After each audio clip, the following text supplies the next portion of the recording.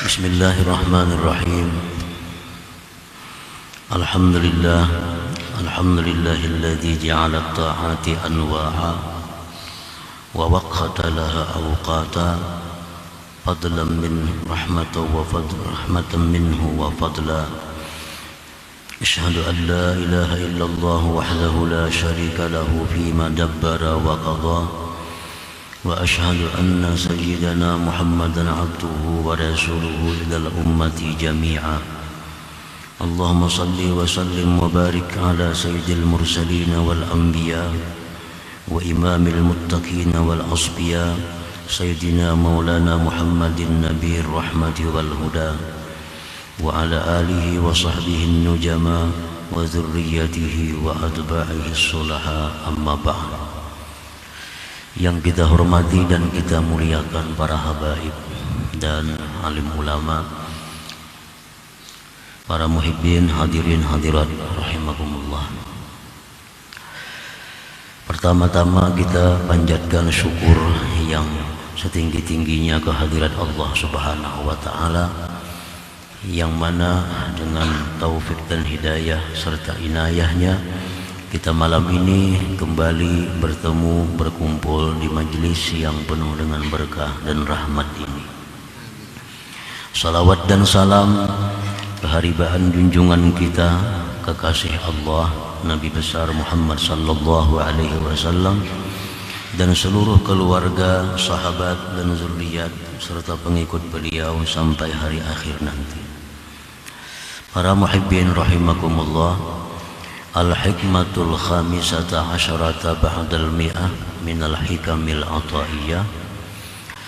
Qala al-imam Ahmad ibn Athaillah Sakandari rahimahullah wa nafa'ana bi ulumihi wa asrari. Hikmah yang ke-115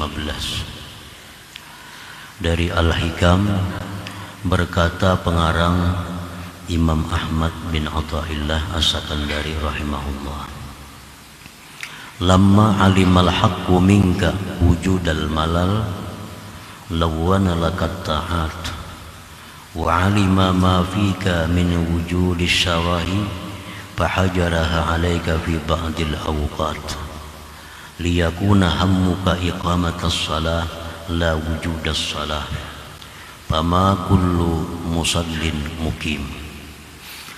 Yang artinya, sungguh telah mengetahui Allah Subhanahu wa ta'ala daripada engkau akan adanya sifat bosan, sifat malas.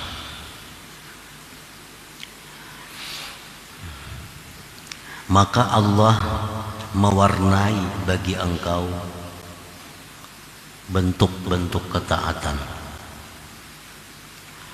dan Allah mengetahui sesuatu yang ada pada diri engkau daripada adanya kenapsuan.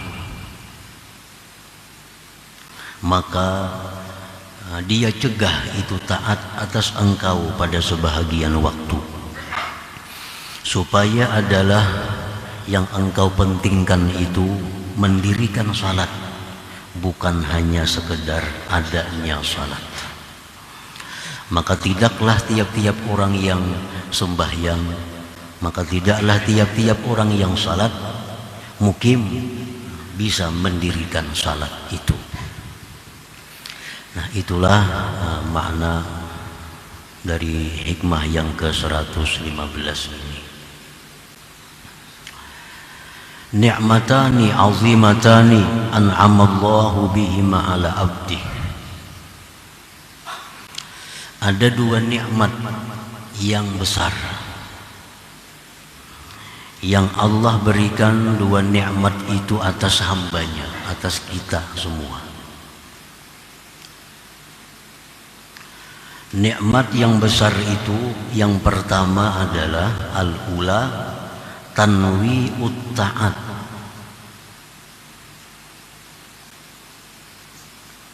Nikmat yang pertama yang besar yang Allah berikan kepada kita adalah tanwi'ut ta'at, menjadikan taat itu beraneka ragam. menjadikan taat itu bermacam-macam, menjadikan taat itu berbeda-beda satu dengan yang lainnya. As-shalah seperti sembahyang, itu taat ngarannya. Wa zikri, ada taat yang namanya zikir.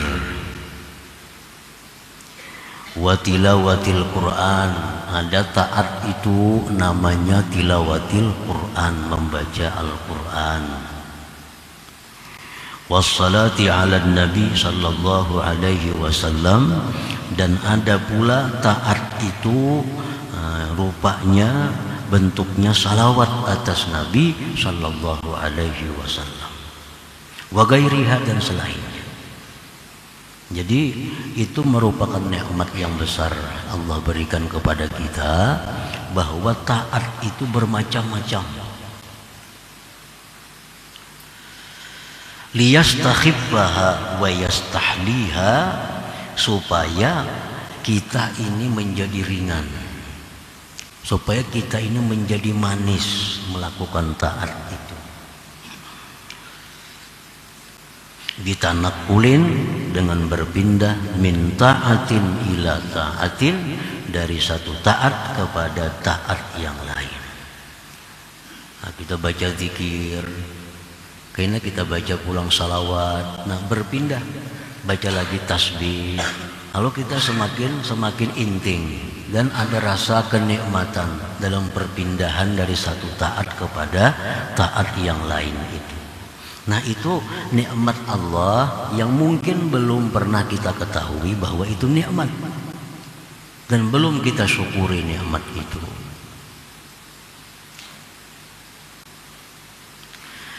Fa in kanat min naw'in wahid sa'imatha an-nafs wa tarakatha istisqala.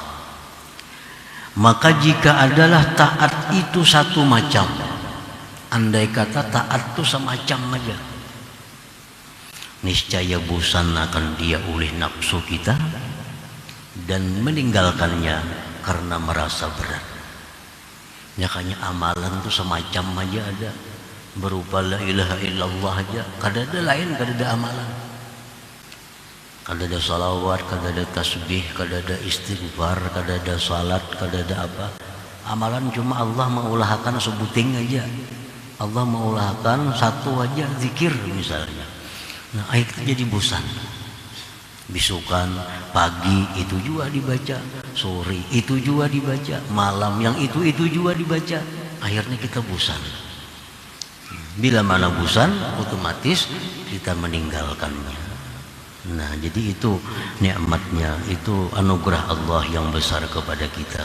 Taat itu banyak, taat itu bermacam-macam.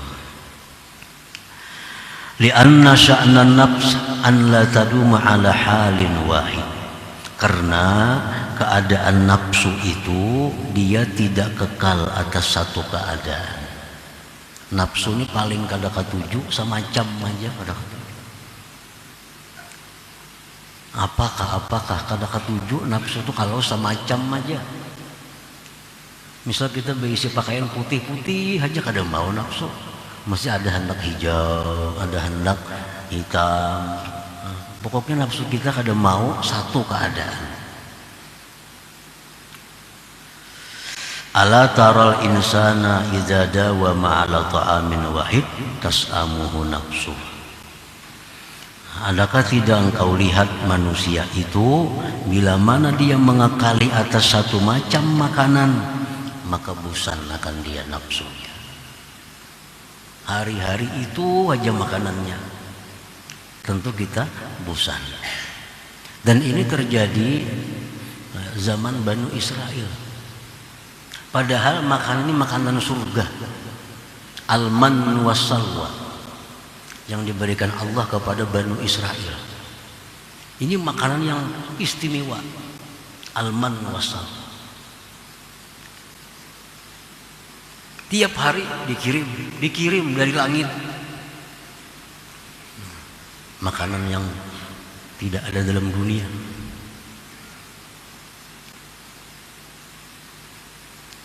berbulan-bulan, bertahun-tahun makan itu. Bani Israel bosan, hendak minta makanan sayur, makanan hina, makanan rendah, sayur minta, bayam, kangkung diminta. Karena sudah bosan dengan satu macam makanan. Nah demikian halnya ibadah, demikian pula taat. Kalau itu aja semacam membuat bosan. Nah para muhibbin rahimakumullah, qala ba'duhum tanwi'ut ta'at li thalathati awjuhin. Taat itu dijadikan berbagai macam bentuknya karena tiga keadaan. Yang pertama, liyastariha min nau'in ila nau', agar seseorang itu menjadi lapang dari satu ke satu yang lain. Coba aja kita membaca ratib.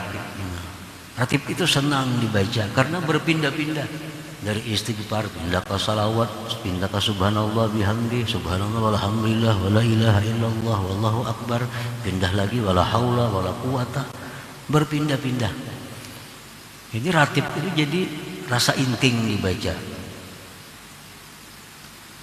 Yang pertama itu taat tadi bermacam-macam.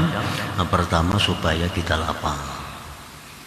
Yang kedua walitasbuta lahun nisbah, nah, supaya sabit bagi orang itu nisbah. Karena kalau dia misalnya hanya mengamalkan la ilaha illallah, dia paling dinisbahkan sebagai ahlinya la ilaha illallah. Tapi kalau orang ini macam-macam, nah dia bisa disebut orang yang mengamalkan la ilaha illallah, bisa disebut orang yang mengamalkan salawat, bisa disebut orang yang mengamalkan tasbih, disebut orang yang mengamalkan baca Quran. Nah banyak nisbah-nisbah yang ditujukan kepada orang yang mengamalkan tadi, supaya banyak ngaran kita ini. Nah jadi kalau kita satu aja amalan, misalnya salawat saja, kita ahli salawat saja, kada ahli zikir, kada ahli tahlil, kada ahli tasbih, kada ahli baca Quran. Kalau salawat saja bacaan kita. Nah jadi supaya banyak nisbah-nisbah itu dijadikan taat tadi macam-macam. Yang ketiga, walituqama alaihil hujjah, agar didirikan atasnya hujjah. Nah, akhirnya di akhirat kita ditanya, kenapa engkau tidak taat? Bosan ya Allah. Nah, makanya Tuhan taat tuh banyak. Kalau ikam bosan sembahyang, baca Quran. Ikam bosan ini, baca ini. Nah, jadi itu untuk menjadikan hujjah Allah kepada kita, sehingga kita tidak ada alasan malas untuk taat kepada Allah, tidak ada alasan untuk tidak berzikir kepada Allah, karena banyaknya macam-macam zikir itu. Nah para muhibbin rahimakumullah, fal ibadatu ma'an nasyad walau qallat a'zamu minal ibadah ma'al kasal. Ibadah itu disertai dengan semangat, disertai dengan rajin, gairah, sekalipun sedikit, itu lebih besar nilainya di sisi Allah daripada ibadah beserta malas sekalipun banyak. Orang sembahyang tarawih 4 rakaat saja, 2 salam, 2 rakaat salam, 4 rakaat, tapi inya bagus, rajin. Pada 20 menguliat. Ini sudah imam baca surah hanya berdiri, bahunjurlah. Allah lebih suka sedikit tapi ma'an nasat, nah, beserta rajin. Fal ibadatu ma'an nasat walau qallat a'zam minal ibadah ma'al kasal wa in kasurat. Nah ibadah itu rajin, sekalipun sedikit bilangannya, itu lebih besar nilainya daripada ibadah yang disertai dengan malas sekalipun banyak hitungannya. Jadi kalau kita beribadah misalnya baca sholawat 10, la ilaha illallah 10, subhanallah bihamdi 10, la haula wala quwata illa billah 10, pindah lagi astagfirullah 10 lagi, pindah lagi hasbunallah wa ni'mal wakil 10 lagi. Tapi tiap kali perpindahan itu membuat kita semangat, tiap kali perpindahan membuat kita rajin, membuat kita manis. Itu lebih baik daripada kita membaca la ilaha illallah 100 kali tapi disertai dengan adanya malas itu. Nah, disertai dengan adanya bosan itu.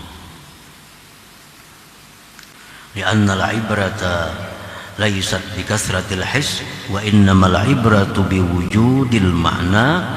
Karena yang dipandang itu bukannya banyaknya kenyataannya, bukan banyak bilangannya, bukan banyak hitungannya, tetapi yang dipandang itu adalah adanya maknanya. Jadi Allah memandang ibadah itu kualitasnya, memandang kualitasnya, bukan yang dipandang banyaknya. Orang yang bersedekah misal 1 juta tapi kualitasnya bercampur dengan riya.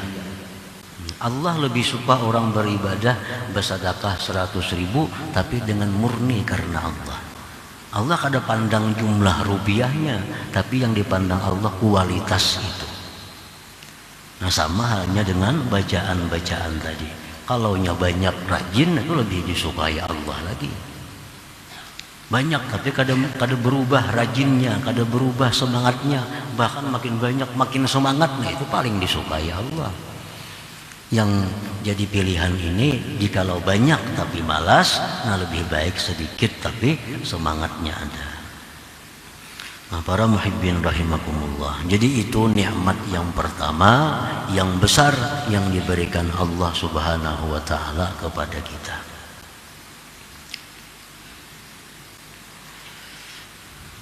Wasaniyatu, yang kedua nikmat yang besar itu hajruha fi ba'dil awqat.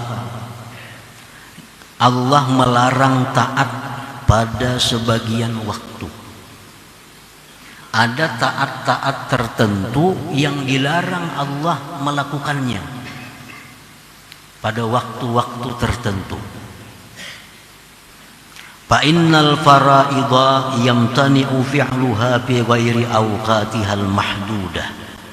Bahwa sembahyang-sembahyang fardu itu tertegah melakukannya, dilarang melakukannya pada bukan waktu yang ditentukan.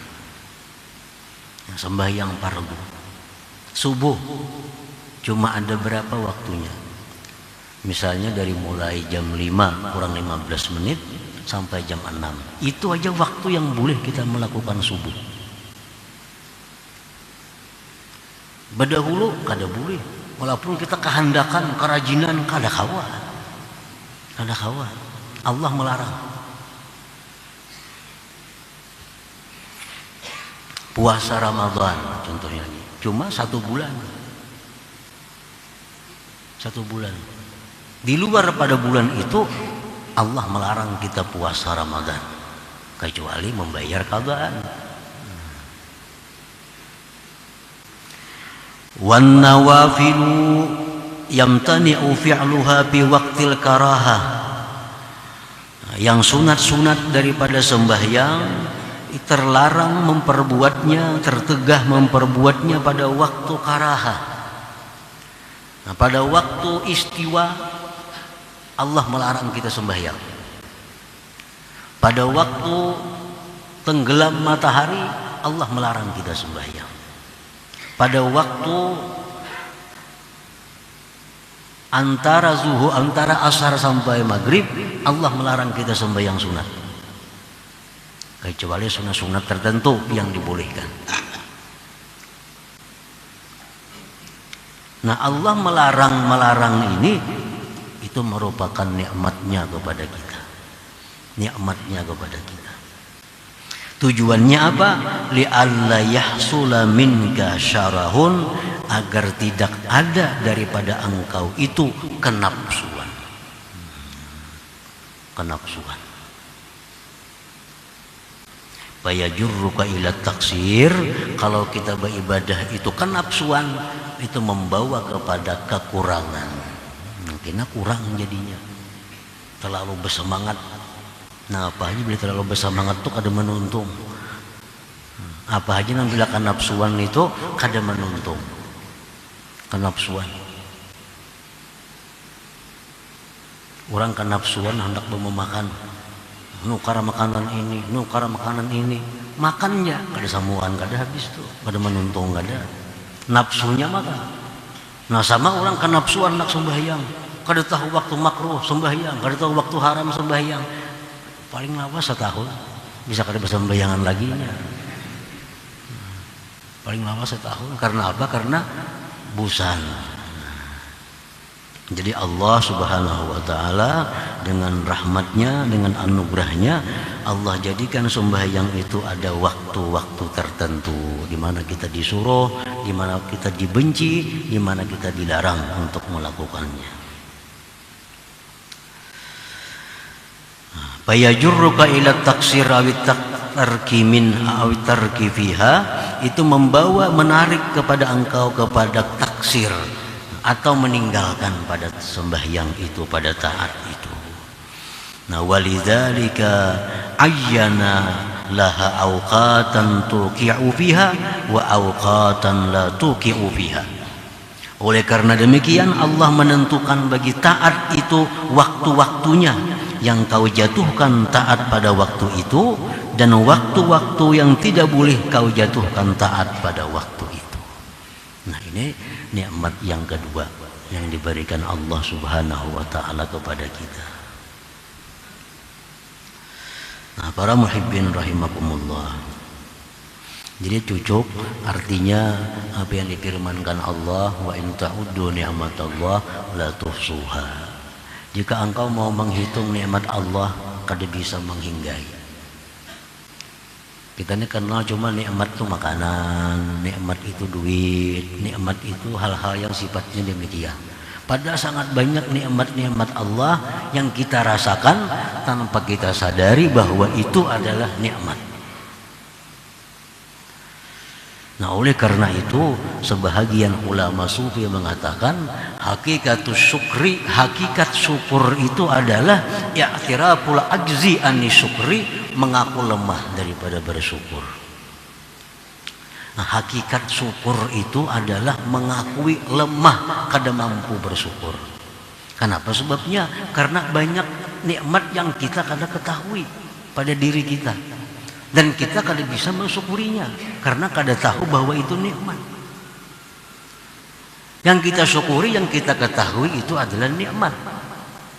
Padahal banyak nikmat yang kita tidak mengetahui bahwa itu nikmat, lalu kita kada mensyukurinya. Jadi orang yang bersyukur itu sebenarnya adalah orang yang mengakui bahwa dia tidak mampu mensyukuri nikmat Allah Subhanahu wa ta'ala itu. Karena nikmat itu tidak terbatas, nikmat itu tidak terhingga, maka otomatis syukur pun kada akan bisa mampu untuk menjangkau semua nikmat itu. Kan setiap nikmat itu disyukuri. Setiap nikmat mesti disyukuri. Setiap nikmat mesti disyukuri. Paling-paling berapa persen ada nikmat yang kita syukuri. Nah, mungkin 90% nikmat Tuhan itu belum kita syukuri. Belum kita syukuri karena kita kadang menyadari bahwa itu adalah nikmat Allah Subhanahu wa ta'ala. Kada usaha yang sifatnya amaliyah seperti ini yang di tubuh kita sendiri kita banyak kadang menyadari bahwa itu nikmat.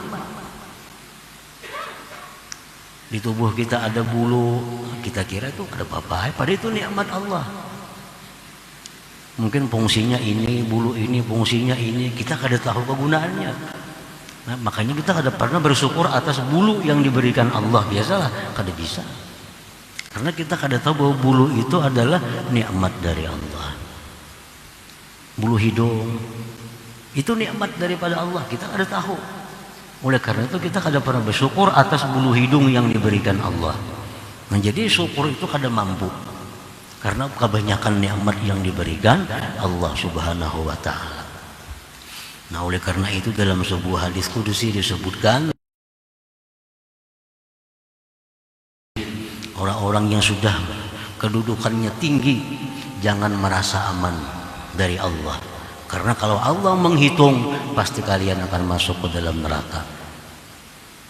Karena syukur ini wajib disyukuri. Setiap nikmat itu wajib disyukuri. Nah, banyaknya nikmat yang kita kada syukuri. Banyak nikmat yang kita tidak mengetahui. Jadi kalau Allah mau menghitung satu persatu, nikmat ini mesti disyukuri, nikmat ini disyukuri, kita akan kalah. Kita akan kalah. Nah, jadi dalam hadis kudusi itu, wahai orang-orang siddiqin, jangan merasa aman bahwa kalian itu masuk surga. Karena kalau Allah mau menghitung satu persatu, kalian akan masuk ke dalam api neraka. Nah, karena banyak perbuatan kita yang belum mencapai kewajiban-kewajiban yang diwajibkan Allah kepada kita.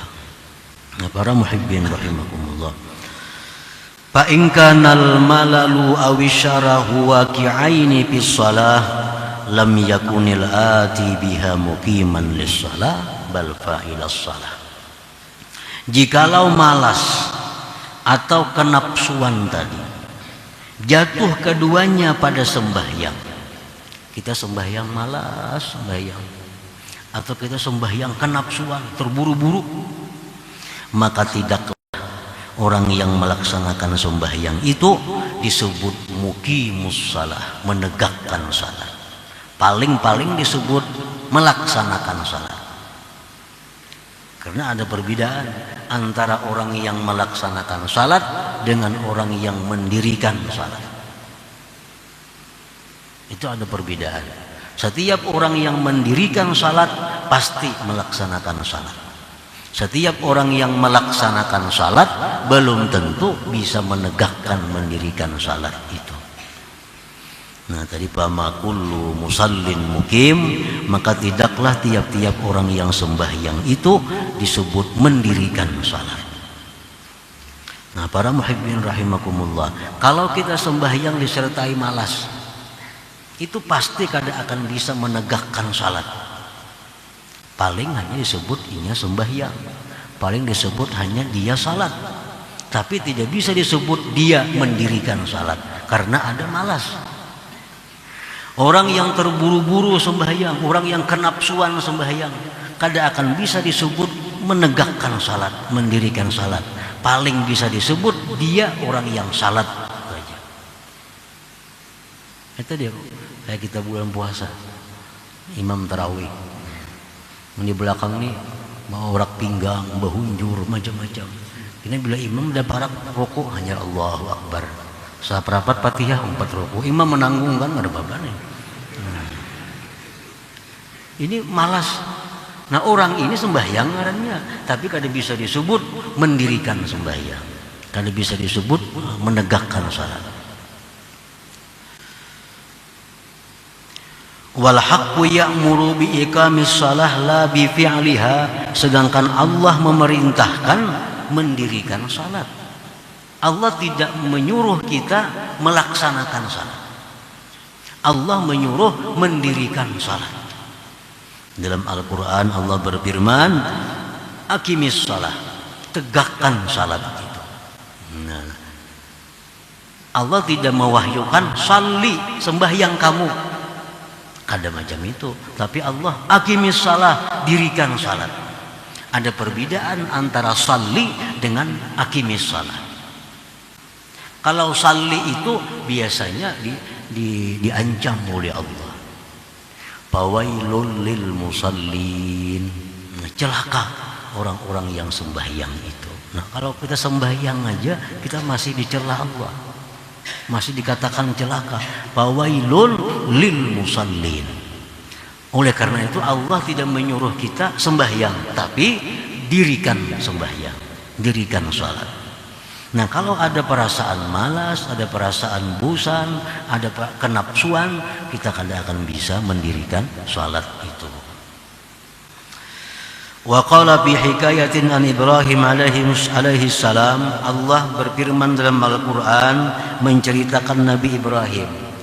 Nabi Ibrahim dalam doa beliau kepada Allah, Rabbi ja'alni muqimas shalah. Rabbi ja'alni, ya Allah jadikanlah aku muqimas shalah, mendirikan salat. Jadikanlah aku orang yang menegakkan salat. Itu doa Nabi Ibrahim. Nabi Ibrahim tidak minta kepada Allah dengan permintaan Rabbi ja'alni, jadikanlah aku ya Allah musallian, orang sembahyang. Tidak demikian.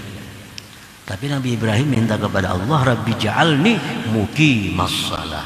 Nah, supaya kita bisa menegakkan sembahyang, salah satunya kada disertai dengan malas, kada disertai dengan keterburu-buruan atau kenafsuan tadi. Li'annal muqim huwa allazi ra'a syara'itaha wa arkanaha wa sunanaha wa adabaha wa khusyu'aha. Karena yang disebut dengan mendirikan salat itu orang yang memelihara syarat-syarat sembahyang, orang yang memelihara rukun-rukun sembahyang, orang yang memelihara sunat-sunat sembahyang, orang yang memelihara adab-adab sembahyang. Adab ini lebih halus daripada sunat. Adab itu lebih halus. Orang yang sembahyang dengan pakaian yang kotor, kada najis, kada bang, cuma kotor. Misal ada bekas ludah, ada bekas ingus, itu kan kada najis tapi kotor. Orang sembahyang dengan pakaian itu sah sembahyangnya, tapi orang ini tidak beradab, tidak beradab. Nah, orang seperti ini kada bisa disebut muqimas shalah, menegakkan salat. Paling ini disebut musallin, orang yang sembahyang. Wa khusyu'aha, dan menjaga kekhusyuan salat itu. Nah, jadi pengertian menegakkan salat itu artinya salatnya sudah pasti sah, karena syaratnya rukunnya sudah sempurna, ditambah lagi dengan sunat-sunatnya, dengan adab-adabnya, terutama kekhusyuannya. Nah, untuk mencukupi hal-hal demikian tadi, kada akan bisa kalau disertai dengan malas, kada akan bisa disertai dengan kenafsuan, mesti dengan ketenangan, dengan nasyat, dengan kerajinan itu. Nah, oleh karena itu Allah tadi membikin taat itu bermacam-macam supaya kita jangan malas, jangan bosan. Karena kalau taat itu malas, kita kada akan bisa menegakkan taat, paling bisa memperbuatnya. Nah, demikian pula Allah menjadikan taat ini dilarang pada waktu ini, dimakruhkan pada waktu ini. Semua itu adalah agar kita semangat, agar kita rajin dalam melakukan taat itu, sehingga terjadilah apa yang disebut dengan iqam, melaksanakan dengan penuh kesempurnaannya. Nah, selanjutnya hikmah yang ke 116. Ila hadratin Nabi sallallahu alaihi wasallam. Al-Fatihah. Syaitanir rajim. Bismillahirrahmanirrahim. Iyyaka na'budu wa iyyaka nasta'in. Shiratal mustaqim.